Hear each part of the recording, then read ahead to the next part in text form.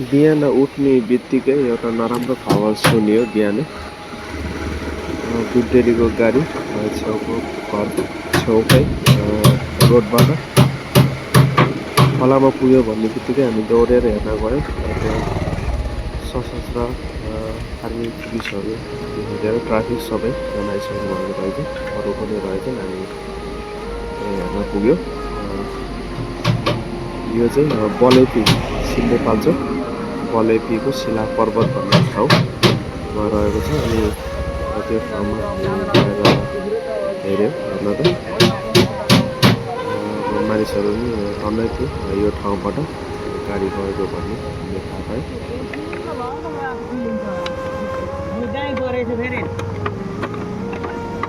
कताबाट छिर्यो? उयोबाट छिर्यो?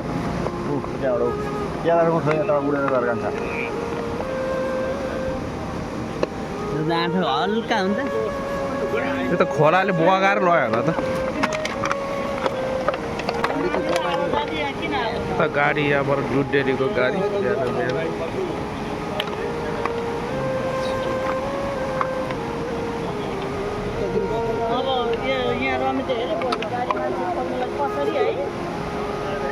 त्यहाँ अब छिर्ला नि मान्छेहरू सबै हेरेर भन्छ न तल छ कि भनेको मान्छे के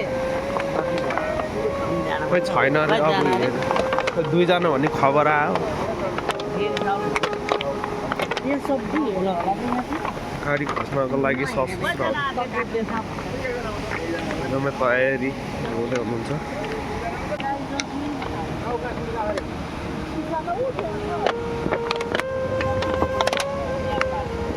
कसरी गयो त हो यहाँबाट यस्तो भनक्कै घुमेर छ त।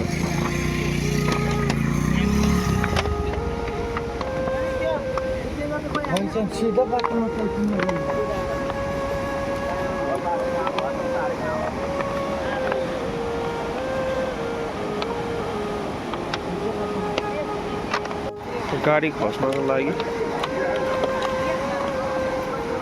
जाँदै हुनुहुन्छ। प्रोसेस भइरहेको छ। गाडी खोलाले बगायो जस्तो लाग्छ त्यो सानो गाडी त।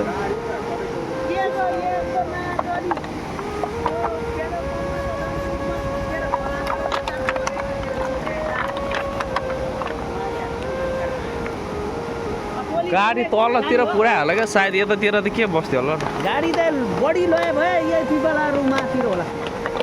यत्रो जानु पानी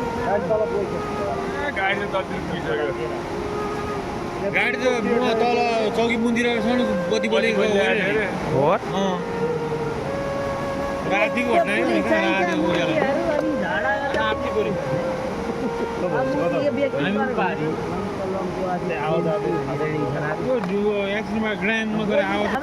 तलतिर अहिले मान्छेहरू उचाले खोला हालिदिन्छ फेरि लास्टमै।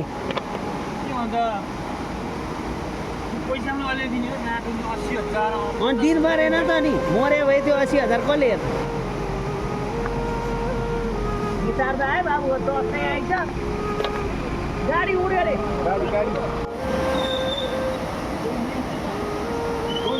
गाडीको सिसा के बोराहरू नि हो क्या? बोरा जा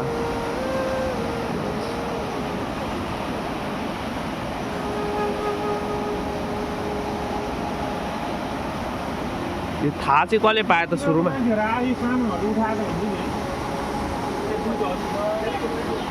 अब गाडी गए बेला दुधको त के हो र अब खोज्ने प्रोसेसहरू हुँदैछ। अब गाडी भेट्ने नभेट्ने अब त्यो थाहा छैन। गाडी चाहिँ अब बगाएर तलै पुऱ्यायो भन्ने कुरा पनि गरिरहनु भएको छ। मान्छे त झन् अब खोलामै परेको। गाडीसँगै हुनुहुन्छ होला सायद जस्तो लाग्छ। गाडीबाट निस्केको भए भाग्ने प्रयास हुन्थ्यो होला।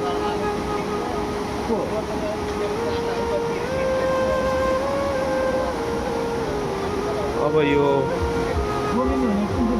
गाडी भेट्ने एकदमै प्रयास चाहिँ हुँदैछ। अब के हुन्छ हेर्दै गर्नु होला, अपडेटहरू दिइराख्नेछु।